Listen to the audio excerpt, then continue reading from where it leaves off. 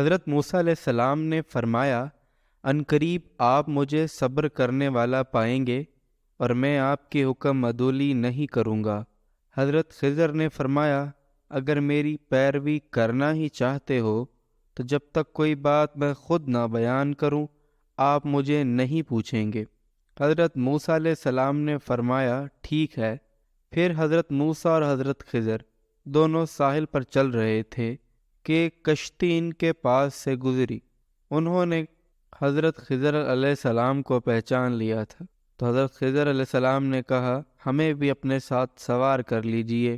انہوں نے حضرت خضر علیہ السلام اور حضرت موسیٰ علیہ السلام دونوں کو کشتی پر سوار کر لیا بغیر کرائے کے۔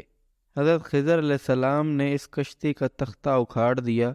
حضرت موسیٰ بول پڑے، کیا آپ نے کشتی کو توڑ دیا تاکہ اس کشتی والے غرق ہو جائیں؟ آپ نے بڑا عجیب کام کیا ہے۔ حضرت خضر علیہ السلام نے فرمایا، اے موسیٰ، کیا میں تمہیں نہیں کہا تھا کہ تم میرے ساتھ رہ کر صبر نہیں کر سکو گے؟ حضرت موسیٰ نے فرمایا، جو بات میں بھول گیا ہوں آپ اس پر میرا مواخذہ نہ کریں اور مجھے تنگی میں نہ ڈالیں۔ پھر وہ کشتی پر سے اتر کر ابھی ساحل پر چل رہے تھے کہ ایک بچہ کچھ بچوں کے ساتھ کھیل رہا تھا۔ حضرت خضر علیہ السلام نے اس کا سر پکڑا اور اس سے ہاتھ سے جھٹکا دے کر قتل کر دیا۔ حضرت موسیٰ علیہ السلام کہنے لگے کہ آپ نے ایک بے گناہ قتل کر دیا، آپ نے بڑی بے جا حرکت کی۔ وہ کہنے لگے کہ میں نے کہا تھا کہ آپ میرے ساتھ صبر نہیں کر سکتے۔ راوی کہتے ہیں کہ یہ بات پہلی بات سے زیادہ تعجب خیز تھی۔ موسیٰ علیہ السلام کہنے لگے کہ اگر اس کے بعد بھی میں آپ سے کسی چیز کے بارے میں سوال کروں تو آپ مجھے ساتھ نہ رکھنے گا، آپ میری طرف سے عذر کو پہنچ چکے ہیں۔ پھر وہ دونوں چلے یہاں تک کہ ایک بستی کے پاس سے گزرے اور ان سے کھانے کے لیے کچھ مانگا تو انہوں نے ان کی مہمان نوازی سے انکار کر دیا۔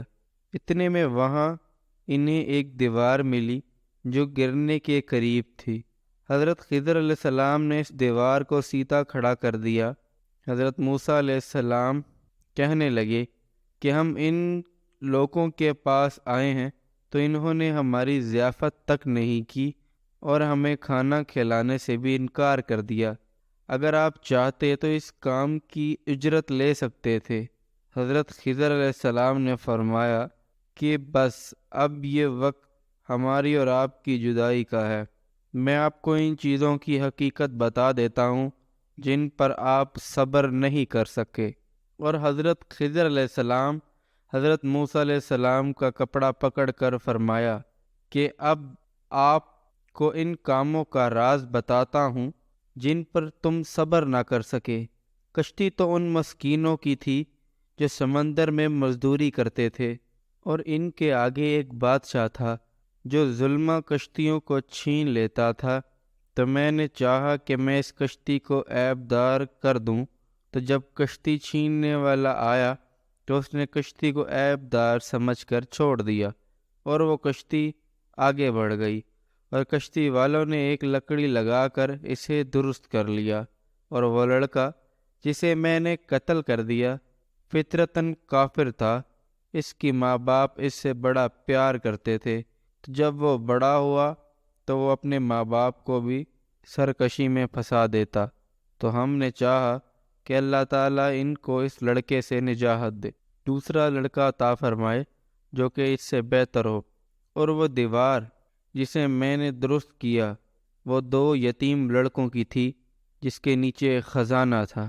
نبی کریم صلی اللہ علیہ وسلم نے فرمایا، ہماری چاہت تھی کہ موسیٰ علیہ السلام اللہ ان پر رحمت کرے کچھ دیر اور صبر کرتے تاکہ ہمیں ان کے عجیب و غریب خبریں سننے کو ملتی۔